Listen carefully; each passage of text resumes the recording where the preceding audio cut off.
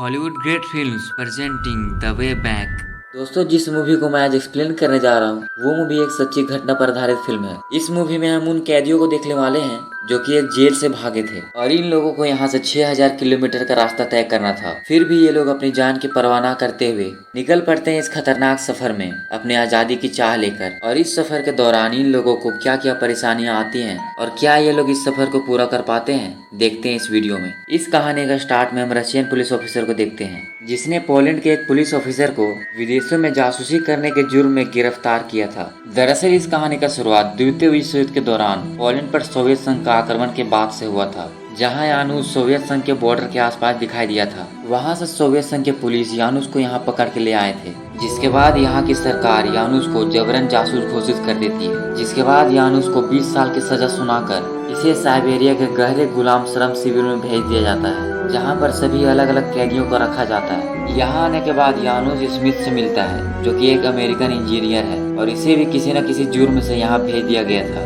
तभी यहाँ पर यानुस से एक और कैदी मिलने आता है जिसका नाम खावरोन था। ये एक अभिनेता है जिसे अपने फिल्म में ज्यादा अमीर बनने के जुर्म में गिरफ्तार किया गया और इसे 10 साल की सजा सुनाई गई। दरअसल यहाँ की सरकार बहुत ही क्रूर थी और किसी न किसी को राजनीतिक तरीके से दोषी ठहराकर इस बड़े से कैद खाना में भेज दिया जाता था जो कि हजारों किलोमीटर में फैला था, जहाँ से किसी भी कैदी को भागना नामुमकिन था। और अगर कोई यहाँ से भागने की कोशिश करता था तो उसका जिंदा रहना असंभव था, क्योंकि यहाँ की सरकार ने भागे हुए कैदियों पर ढेर सारा इनाम रखा हुआ था, जिस कारण यहाँ की जनता किसी भी कैदी को देखने पर तुरंत मार देते थे या फिर इनाम मिलने के कारण सरकार को सौंप दिया करते थे। इसके बावजूद खावरोन और यानुस यहाँ से भागने का प्लान बनाते हैं। इसमें खावरोन यानुस को यहाँ से भागने का पूरा प्लान बताता है। जिसके बाद यहाँ से भागने के लिए ये लोग एक ग्रुप तैयार करते हैं, जिस ग्रुप में स्मिथ, वॉल्गा, थॉमसन, वोस, काजिक और जोरान शामिल थे। ये सभी यहाँ से भागने के लिए तैयार थे, जिसके लिए ये लोग थोड़ा थोड़ा खाना इकट्ठा करते हैं और इस खतरनाक सफर को पूरा करने के लिए ये लोग अपने जरूरत के सामान को ले लेते हैं। एक रात जब बहुत ज्यादा बर्फबारी हो रही थी तभी यानुस खावरों से मिलने जाता है और इसे यहाँ से चलने को कहता है, क्योंकि यही वो सीजन था जिसका ये लोग फायदा उठाकर यहाँ से भाग सकते थे। जिसके बाद खावरों इसे मना कर देता है और बोलता है कि इस ठंडी सीजन में हम यहाँ से नहीं जा सकते, नहीं तो हम बीच रास्ते में मारे जाएंगे। जिसके बाद यानुस कहता है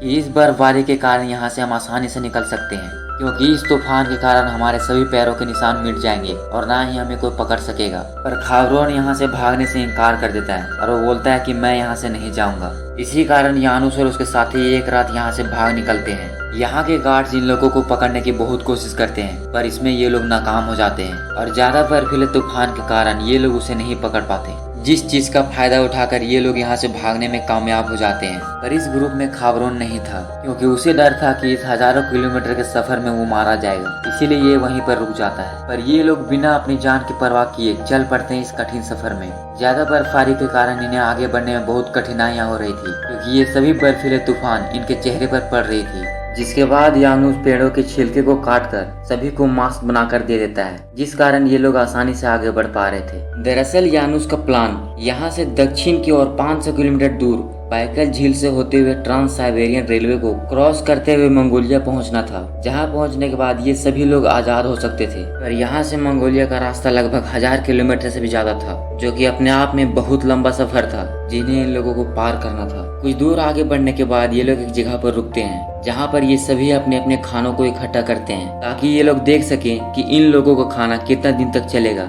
इस लंबे सफर को तय करने के लिए इनके पास जरूरत के सभी चीज थे, जिससे ये लोग बिना रुकावट के आगे बढ़ सकते थे। पर कमी थी तो सिर्फ 2 चीजों की, पानी और खाना का, जो कि सिर्फ इन लोगों के पास 2-3 हफ्तों के ही बचे थे। इसीलिए ये लोग जल्दी जल्दी आगे बढ़ रहे थे, क्योंकि इस बर्फीले तूफान में इनका शिकार मिलना आसान नहीं था। पर यानुस को इन जंगलों में सरवाइव करने की आदत थी, इसीलिए इसे जंगलों के बारे में सब चीज पता था, जिस कारण इसे पता था कि किसी दिशा को कैसे पहचाना जाता है। दरअसल ये पुराने जमाने में उपयोग की जाने वाली दिशा पहचानने की टेक्निक को यूज करता था, जिस कारण इसे पता चल जाता था कि दक्षिण का रास्ता किस तरफ है, क्योंकि इन लोगों को दक्षिण की ओर जाना था। यहाँ पर वोल्गा यानुस से पूछता है कि हम लोगों को बाइकल झील पहुँचने में कितना दिन का वक्त लगेगा, जिसके जवाब में यानुस कहता है कि लगभग 3-4 हफ्तों से ज्यादा। इसी तरह से चलते हुए इन लोगों के कई दिन बीत जाते हैं और कुछ दिनों के लंबे सफर तय करने के बाद रात में ज्यादा ठंड होने के कारण ये लोग एक जगह पर रुकते हैं, जहाँ पर टॉमसन इन लोगों से कहता है इनके पास सिर्फ 1 हफ्ते का खाना बचा हुआ है और अभी भी इन लोगों को बाइकल झील पहुँचने में बहुत वक्त बचा हुआ है। जिसके बाद वाल्गा इन लोगों से कहता है कि हम लोग किसी गांव से खाना मांग सकते हैं। तभी यानुस वाल्गा को कहता है कि अगर हम किसी गांव में खाना मांगने जाएंगे तो वो लोग हमें मार देंगे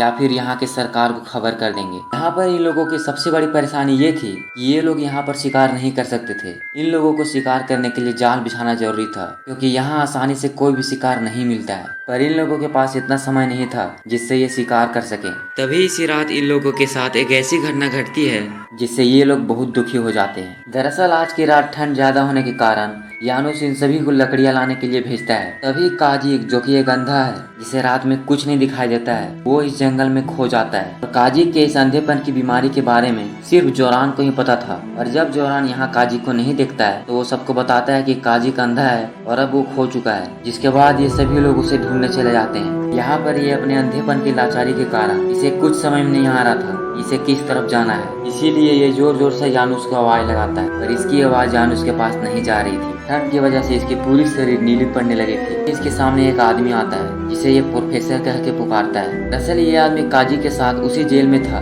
जिस जेल में काजिक फंसा हुआ था और ये काजिक का वहम था जिस कारण ये इस आदमी को देख पा रहा था। दरअसल ऐसी सिचुएशन में फंसे किसी भी इंसान को इसी प्रकार की वहम आती है। जिसके बाद ये एक जगह पर बैठ जाता है जहाँ बैठने के बाद इसे अपने घर की छवि दिखाई दे रही होती है। इसे लग रहा होता है कि ये अपने घर के पास बैठा हुआ है और तभी इसकी आंख लग जाती है। सुबह होने के बाद जोरान की नजर काजिक पर पड़ती है। इसके बाद जब ये वहाँ पर जाकर देखता है यहाँ पर काजिक पूरी तरह ठंड से सिकुड़ चुका है जिस कारण काजिक की मृत्यु हो जाती है। असल में यहाँ इतनी ठंड थी कि किसी भी इंसान को कुल्फी की तरह जमा सकती थी। रात की गर्माहट ना लेने की वजह से काजिक पूरी तरह से जम चुका था। इसके बाद ये लोग इसे यहीं पर दफना देते हैं और अपने आगे की सफर जारी रखते हैं। इन लोगों को जेल से भागे हुए महीनों बीत चुके हैं पर फिर भी इन लोगों को बाइकल झील नहीं मिला होता है क्योंकि ये लोग अपना रास्ता भूल चुके हैं। पर इन लोगों के पास खाने पीने की कोई चीज नहीं होती है जिस कारण ये लोग बहुत कमजोर हो जाते हैं। इन लोगों की बुरी हालत को देखते हुए यानुस यहाँ से अकेले ही आगे जाकर झील ढूंढने का फैसला करता है और बोलता है कि अगर मैं 1 हफ्ते के अंदर ना लौटूं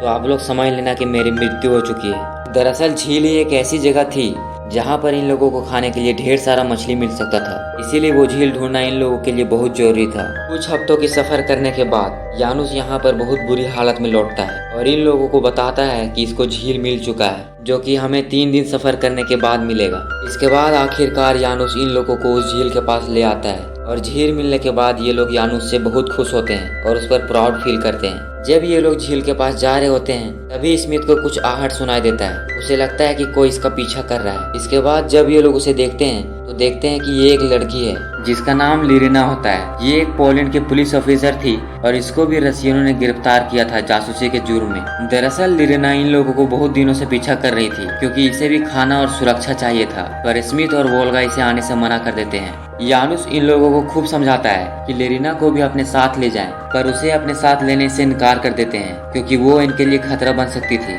कुछ देर बाद जब ये लोग झील के पास पहुंचते हैं जहाँ पर इन्हें एक जानवर दिखाई देता है जिसको ये लोग मार के अपने खाने की व्यवस्था करते हैं। तभी जोरान को उस लड़की पर दया आता है और उस लड़की को ले आता है, जिसके बाद ये लोग इसे अपने ग्रुप में शामिल कर लेते हैं। यहाँ हम लेरिना को देखते हैं जो कि ज्यादा भूखे रहने के कारण पागलों की तरह खाती है। खाना और पानी मिल जाने के कारण ये लोग अपना सफर जारी रखते हैं और अब इनका दूसरा लक्ष्य साइबेरियन रेल को पार करके मंगोलिया पहुंचना था। सफर के दौरान लेरिना सभी से बात करती है और सबकी मदद करती है जिस कारण ये इस ग्रुप का इम्पोर्टेंट हिस्सा बन जाती है और इस ग्रुप में सभी लोग लेरिना को पसंद करने लगते हैं। दरअसल ये सभी जो जेल से भागे थे उन लोगों पर झूठी कार्रवाई करके इन सभी को जेल में डाल दिया गया था सिवाय वोल्गा के, क्योंकि वोल्गा एक क्रिमिनल है जो कि उस जेल में किसी का खून करने से पहुंचा था। एक रात वोल्गा यानुस से बात करता है, उसे अपने साथ ले जाने को कहता है, इसीलिए यानुस वोल्गा को मजबूरी में अपने साथ लाया। सैकड़ों किलोमीटर के सफर तय करने के बाद ये लोग आखिरकार साइबेरियन रेलवे के पास पहुंच जाते हैं, पर यहाँ पर ज्यादा सिक्योरिटी होने के कारण ये लोग रात में यहाँ से जाने का फैसला करते हैं। जब ये लोग रेलवे पार कर रहे थे तभी वोल्गा इनसे अलविदा देता है क्योंकि इसे यहीं तक आना था। इसके बाद ये यहाँ से चला जाता है। देर बाद जब ये लोग मंगोलिया बॉर्डर पर पहुँचते हैं तो देखते हैं कि यहाँ भी रूसियों ने अपना कब्जा किया हुआ है, जिस कारण ये लोग अपना रास्ता बदल देते हैं। आगे जाने के बाद इन लोगों को एक बौद्ध मंदिर मिलता है जहाँ पर ये लोग रुकने का प्लान करते हैं, पर अंदर जाने के बाद इन लोगों को बहुत सारा कंकाल दिखाई देता है और ये लोग देखते हैं कि इस मंदिर को पूरी तरह से तहस नहस कर दिया गया है, जिसके बाद ये लोग समझ जाते हैं कि यहाँ भी रुकना इन लोगों के लिए खतरे से खाली नहीं है। लेरिना जोरान से पूछती है कि यहाँ पर क्या हुआ होगा, जिसके जवाब में ये बताता है कि यहाँ पर भी वही हुआ होगा जो कि रूस में हुआ था। दरअसल रूस में सभी चर्चेस को बंद कर दिया गया था और सभी ब्रिटिश को मार दिया गया था। उसी तरह यहाँ भी सभी बौद्धिस्ट को मार दिया गया और यहाँ पर सभी मूर्तियों को तहस नहस कर दिया गया था। ये सब देखते हुए ये लोग यहाँ से जाने का फैसला लेते हैं, जिसके बाद यानुस इनसे कहता है कि चाइना यहाँ से 500 या 600 किलोमीटर दूर है और स्मिथ बोलता है कि वो लोग जापान से युद्ध में लगे हुए हैं, जिस कारण हम लोगों को वहाँ जाने से कोई फायदा नहीं होगा। इसके बाद टॉमसन इन लोगों से कहता है कि हम तिब्बत से होकर हिमालय पर्वत पार करके इंडिया पहुँच सकते हैं, क्योंकि मंगोलिया से इंडिया तक का सफर लगभग 4000 किलोमीटर दूर था। पर फिर भी हार ना मानते हुए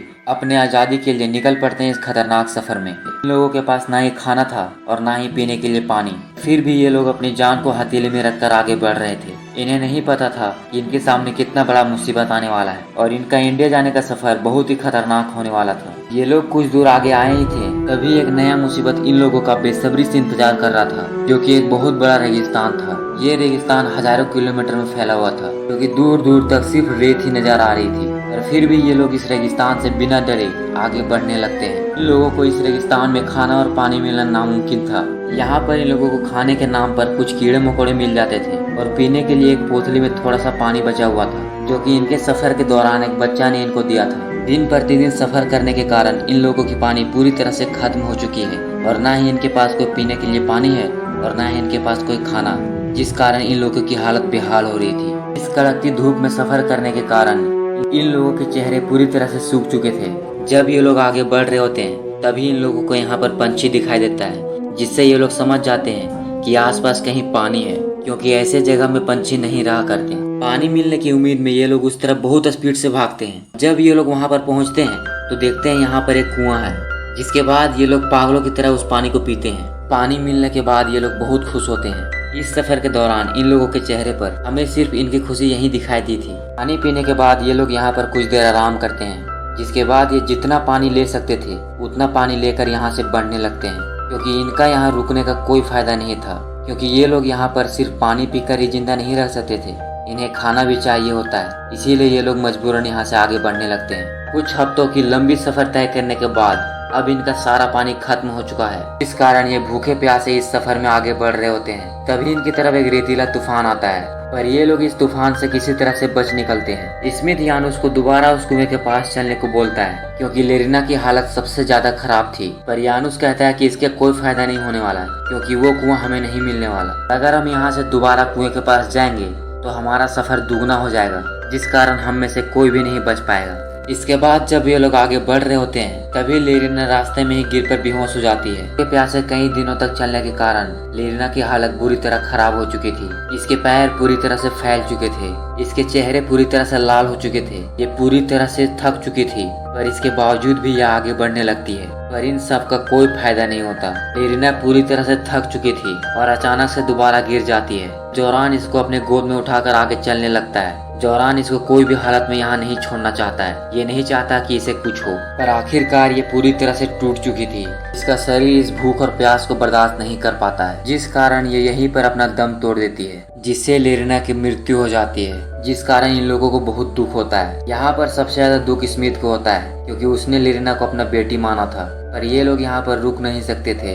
लेरिना के शरीर को दफनाकर ये लोग आगे बढ़ने लगते हैं। इस जानलेवा रेगिस्तान में कुछ दिन आगे बढ़ने के बाद टॉमसन की भी हालत खराब हो चुकी थी, जिस कारण ये भी अपने आजादी के इस सफर में मारा जाता है। जिसके बाद ये चारों टॉमसन के कब्र पर इसके पेन टांग देते हैं, क्योंकि ये एक आर्टिस्ट था जिसने इस सफर के दौरान सभी के स्केच बनाए थे। इनकी इस आजादी के सफर में 3 लोगों ने अपनी जान गंवा दी है और अब इस ग्रुप में इंडिया पहुंचने के लिए सिर्फ 4 लोग ही बचे हुए हैं। पर इसी बीच स्मिथ भी बहुत कमजोर हो जाता है और बीमार पड़ जाता है और अब हमें लगता है कि स्मिथ भी अपनी जान गंवा देगा, क्योंकि ये कुछ दिन और भूखा रहा तो इसे मरने से कोई नहीं बचा पाएगा। पर तभी इनकी किस्मत के कारण इन्हें थोड़ा सा पानी मिल जाता है, जिसको ये लोग अपना मुंह से पी लेते हैं। और इसी बीच यानुस को एक सांप दिखाई देता है, जिसको ये लोग अपना खाना बनाते हैं, जिस कारण इन लोगों में थोड़ी सी एनर्जी आती है। पर असल में स्मिथ अपने बचने की उम्मीद को छोड़ चुका था। जिसके बाद यानुस इसे अपने बेटे की कसम देकर इसे समझाता है कि कि तुम्हें आगे बढ़ना ही होगा। दरअसल स्मिथ एक अमेरिकन था और वो अमेरिका से अपने बेटे के साथ रूस आया था, पर इन लोगों को जासूस ठहराकर इसके बेटे को मार दिया गया और स्मिथ को गिरफ्तार करके उस जेल में भेज दिया गया। ये बात को जब यानुस स्मिथ को बताता है तो अगली सुबह ये पूरी जोश के साथ आगे बढ़ने लगता है। कुछ दूर आगे जाने के बाद इन लोगों को एक रिवर मिल जाता है जहाँ ये लोग खूब पानी पीते हैं और सुकून से नहाते हैं। इसके बाद ये लोग चीन की दीवार पार करते हुए तिब्बत के बॉर्डर तक पहुंच जाते हैं, जहां पहुंचकर ये सभी बहुत खुश होते हैं। तभी यहाँ पर एक बूढ़ा आता है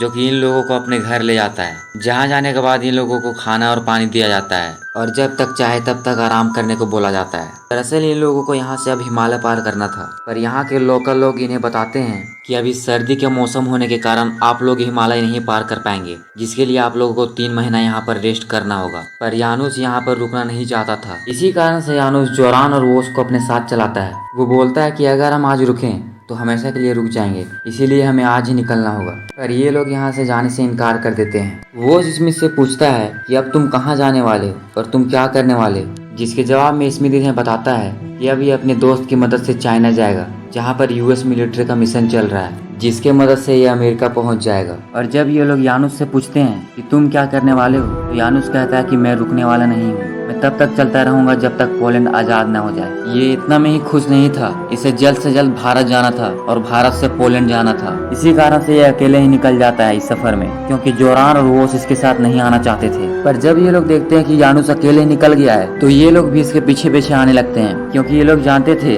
कि अगर ये लोग अभी रुक गए तो यानुस के बिना कभी हिमालय पार नहीं कर पाएंगे। इसीलिए ये लोग यानुस के साथ चलने लगते हैं। इनके इस सफर में बीच बीच में झोपड़ियां मिल जाया करती थी, जिस कारण ये लोग वहां आराम करके दोबारा अपना सफर को जारी रखते थे। इसी तरह से कई कठिनाइयों और तकलीफों को सहते हुए ये लोग इस विशाल हिमालय को पार कर रहे थे। पर कुछ दिनों की लंबी सफर तय करने के बाद ये तीनों आखिरकार भारत के बॉर्डर में इंटर कर ही जाते हैं। एंड कई महीनों के स्ट्रगल, सर्वाइवल और बहुत तकलीफों के बाद ये लोग आखिरकार अपने मंजिल तक पहुंच ही जाते हैं। इन लोगों के साइबेरियन जेल से इंडिया पहुंचने तक का सफर लगभग 4000 माइल यानी 6400 किलोमीटर तक इन्होंने इस सफर को किया। यहाँ पर जब ये लोग इंडियन देखते हैं तो इन लोगों को सम्मान के साथ स्वागत किया जाता है। एंड जैसा कि यानुस ने कहा था, वो तब तक नहीं रुका जब तक इसने पोलैंड को फ्री नहीं करवा लिया। ये 1989 तक दुनिया भर में तब तक घूमता रहा जब तक पोलैंड से कम्युनिस्ट शासन को हटा नहीं दिया गया। इस स्टोरी के आखिरी सीन में हमें यानुस और उसकी पत्नी को दिखाया जाता है, जो कि अब बहुत बूढ़े हो चुके हैं। एंड ये दोनों एक दूसरे को गले लगाते हैं और इसी के साथ ये मूवी यहीं पे खत्म हो जाती है। आई होप ये कहानी आपको पसंद आई हो। अगर ये कहानी आपको पसंद आया होगी तो चैनल को लाइक और सब्सक्राइब करना बिल्कुल ना भूलें। तब तक के लिए जय हिंद, जय भारत।